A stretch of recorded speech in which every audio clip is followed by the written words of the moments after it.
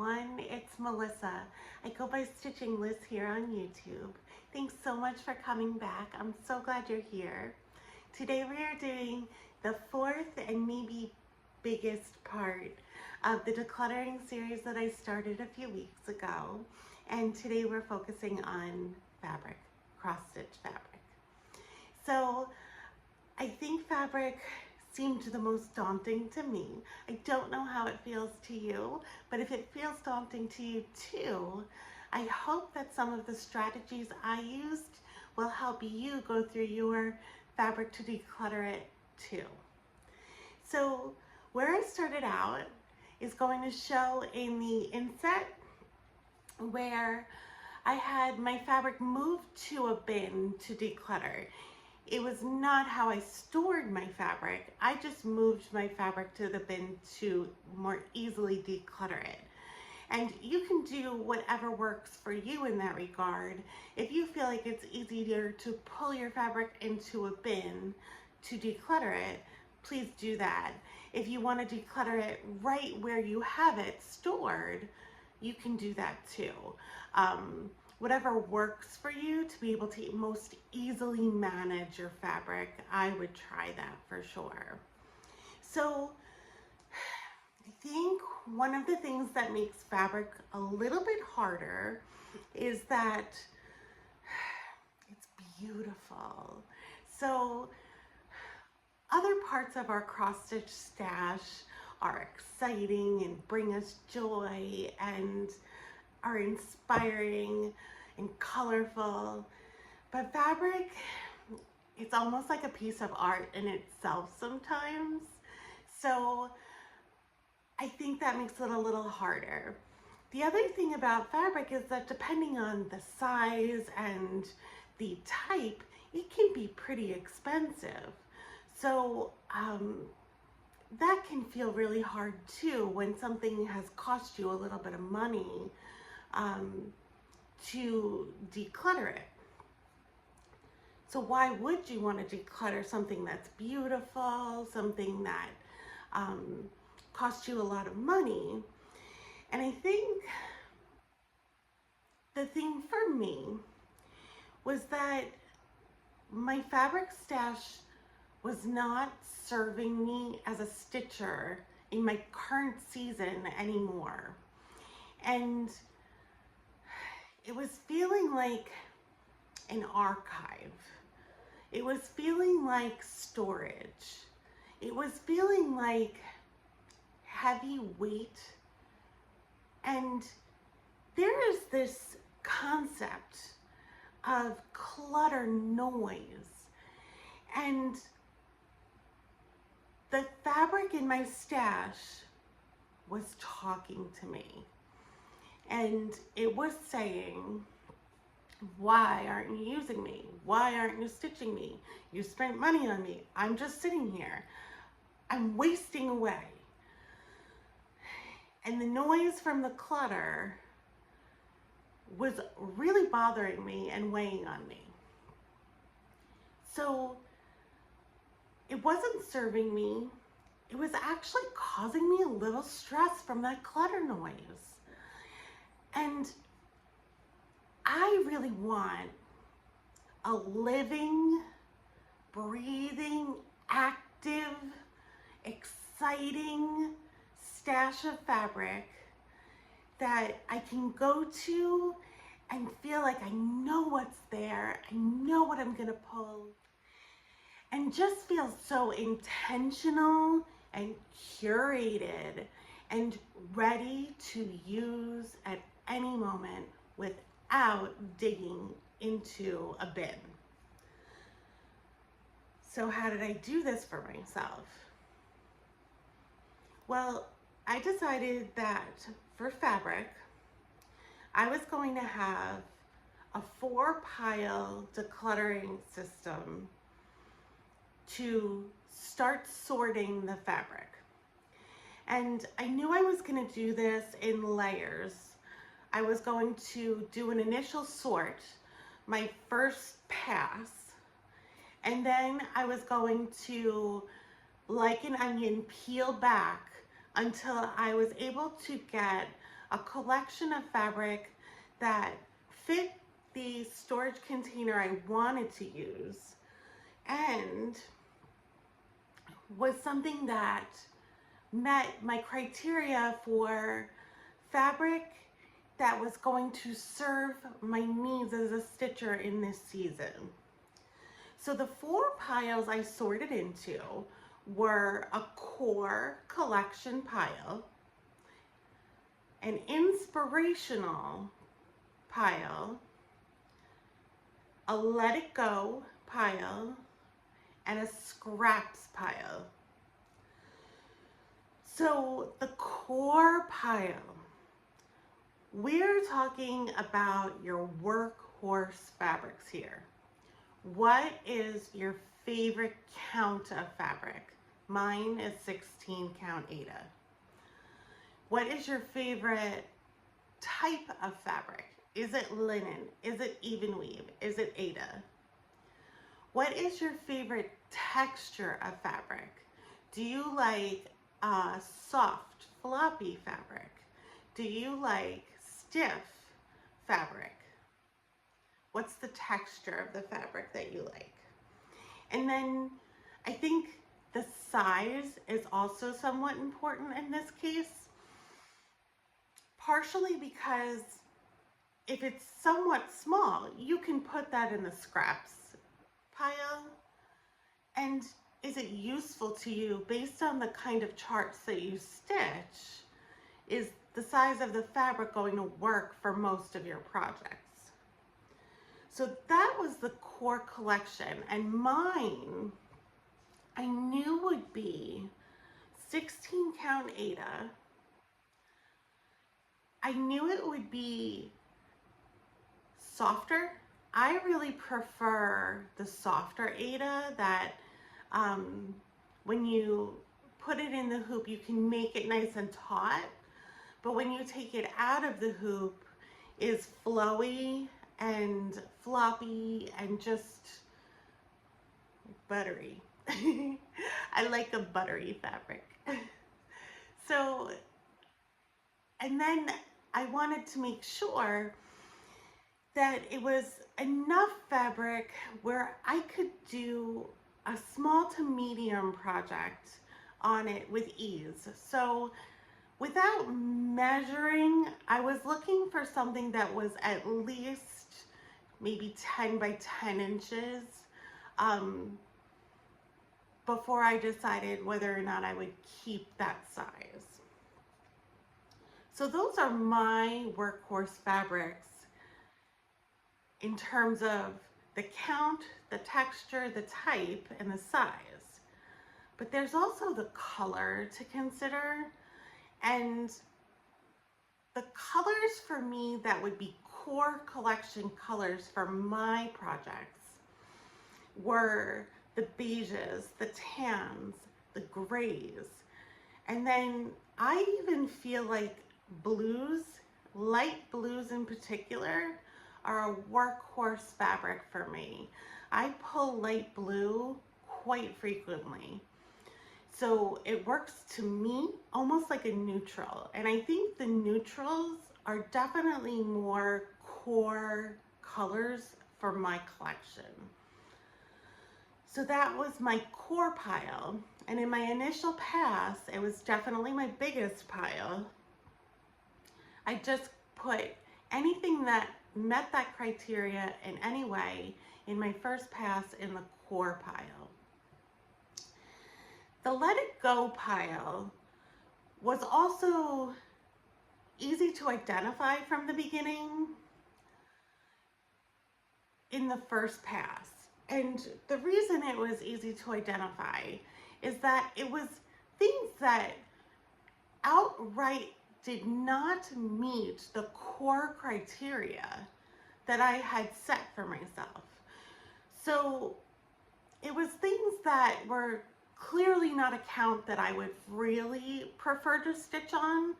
So linens in the 32 count are not something I'm going to stitch on, but actually had in my stash.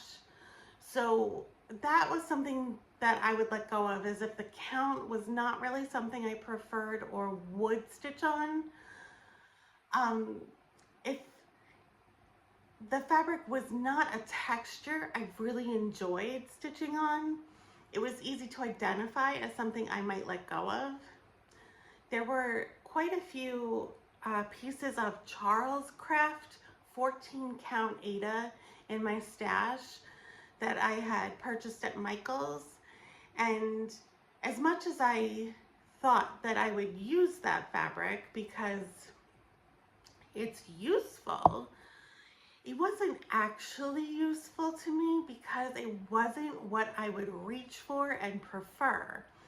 So it sat in my stash, and so that was something that was easy to put in a let go pile. Things that are a little trickier that you can identify to help you put in the let go pile are anything that you feel guilty about having because you don't want to use it, you don't think you're going to use it, but you bought it, or maybe objectively you think it's beautiful, but it's just not for you. If you feel guilt about it, it shouldn't be in your stash. You can let that go. So anything I felt guilty about, I was able to put it in the let it go pile and start to feel a little relief from that. Definitely that clutter noise getting a little quieter. And then there were just some things that I had purchased many, many years ago and had been in my stash for 7 years. I just am not that stitcher anymore, or I've learned that I'm not that kind of stitcher. And some of them had to do with the color. I went through a phase where I purchased quite mottled, bright fabric, and it was glorious, and I enjoyed it, having it in my stash. But I'm in a season now where it's just not something I will use, and having it in my stash was weighing on me, so I put that in the let it go pile. And scraps, the scraps pile was what I built that were tinier pieces of fabric. Now, you might not want to keep scraps, and that's okay. I have a particular project that I'm looking for scraps for. I'm doing soon to come, I'm doing a collage of motifs from a sampler. And I did show what an example of that looked like in one of my Flosstubes. And I want to do another one. And I need scraps of fabric to do the motifs.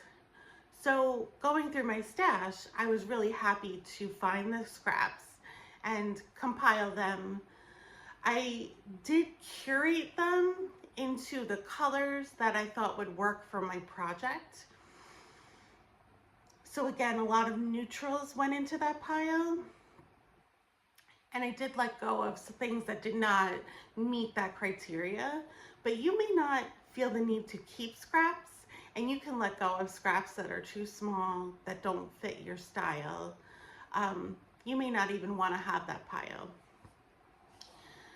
But let's talk about the fourth pile a little bit and why I had this pile. So I talk a lot to you about curating a stash, whether it's your charts, your floss, or your fabric, to serve the stitcher that you are today, currently. And I think that makes your stash not only more manageable, just in size. If you declutter your stash down to what serves you as a stitcher currently, it's definitely going to be a more manageable stash. But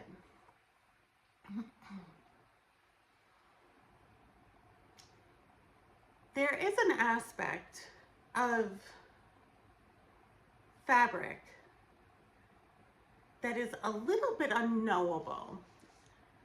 So your fabric in your stash is really about potential. Your charts, you know what a chart is when you have it in your hands. You know what it's going to be.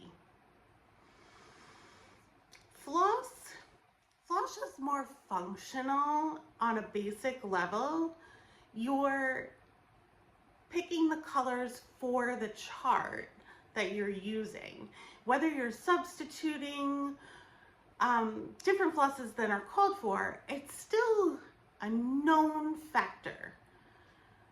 But fabric, I think, lives a little bit in this place of potential. It's like an artist's canvas. You don't necessarily know what is going to go on the canvas. But as an artist, you want to have a selection of canvases to choose from. Now, as an artist, you want to make sure your canvas will serve what you usually paint. So that's your core collection. If you usually paint 8 by 10 paintings, you don't need to have a core collection of 16 by 20 canvases. But maybe you have one 16 by 20 canvas because you're an artist and you have dreams of your paintings. And maybe you know that you have a dream to paint a 16 by 20 painting. There's potential in having the 16 by 20 canvas. And I think with decluttering, it can become extremely factual. We're driven by data. What have I used? What haven't I used? What will I use? And cross stitchers are artists. So I think fabric, like a canvas, has to suit both the data-driven decluttering and also the potential of the artist in us. So what I allowed for was an inspirational pile. And things I included in my inspirational pile were things I would definitely stitch on. So if I want to stitch on 18 count Aida, I would definitely stitch on 18 count Aida. It's not my core collection, but a piece of 18 count Aida would definitely serve me because I would definitely stitch on it. What I would not stitch on, realistically ever, is a 40 count piece of linen. I just don't enjoy stitching on 40 count linen. I've tried it and I don't enjoy it. So for me, inspirational would be something that I would stitch on, but maybe I don't have a plan for it quite yet. Maybe it's just something that really makes me feel so happy to have in my collection. To know that I have this piece of fabric that I could create on makes me feel such joy. So how do you limit that? Because like the Marie Kondo method, if you are emotionally connected to your stash and you're looking for things that spark joy, everything can spark joy. And what I'll say to you is that if everything is sparking joy, nothing is really sparking joy. Joy comes from a moment. So think of your fabric in terms of moments and find the moment that brings you joy. Find the moment that excites you. And then put a limit on what you will keep that is a percentage of your collection. So if the majority of your collection is your core collection, your workhorse practical fabrics that you will use again and again and again, maybe 10% of your fabric is inspirational. So maybe it's a color that you know you want to stitch on, but you're just not sure which project will fit that fabric. I think there's room in your collection for a little inspiration. I wanted to allow that for myself, and I hope you will allow it to yourself. We need to not only be mathematical about what we're keeping, but also we need to fulfill our desires as artists, I think. So that was my inspirational pile. And when I had the criteria I had for it, it did not get huge. I did not have to give it too many passes before I was able to whittle it down to what I would keep from that pile. But so I did an initial pass sorting into core, inspirational, let it go, and scraps. And then I went back and did another pass. And I was able to add to the let it go pile quite a bit. I did that, and then I brought out my container. Now, I had done some research before I started decluttering. There are about 3,200 ways to store your fabric. I've tried a lot of ways to store your fabric. And what I researched was ways to store quilting fabric, because I knew that those avid quilters would have lots of ideas for how to store fabric. And I found one that I was so excited about. This is what my stash now looks like. You got a sneak peek of it in last week's video. So this is my stash that I kept. This is a file holder, and the fabric is on file folders, and I've got one piece on one side and one piece on the other side, and they're just filed in this acrylic file holder. Now, there are people who store their fabric on comic book boards. This has a similar feel to it. You can kind of rifle through, sort through. You can see everything really easily. But this is significantly easier to set up. So if you're looking for this style of storage, I would try this file folder storage. It is quite a bit easier to set up than the comic book boards with all of the advantages of it. The other thing that I did was I have an envelope, and this contains all my scraps. It's kind of small. I don't know if you can tell on the camera that it's not big. And this just slips in the front of my container for when I need it.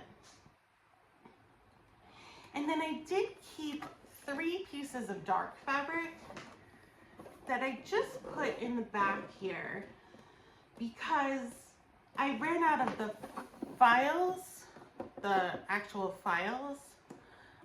There would have been room to have more files. I just didn't have the files anymore. So I just put the dark fabrics in the back. And I kept 3 dark fabrics because I used them a lot. So I feel so excited about my fabric stash right now. I used it to kit up my autumn start, and it was so easy to see what I had. It was so good to know that it would be a size I could use right away. And there's no more clutter noise coming to me from this stash.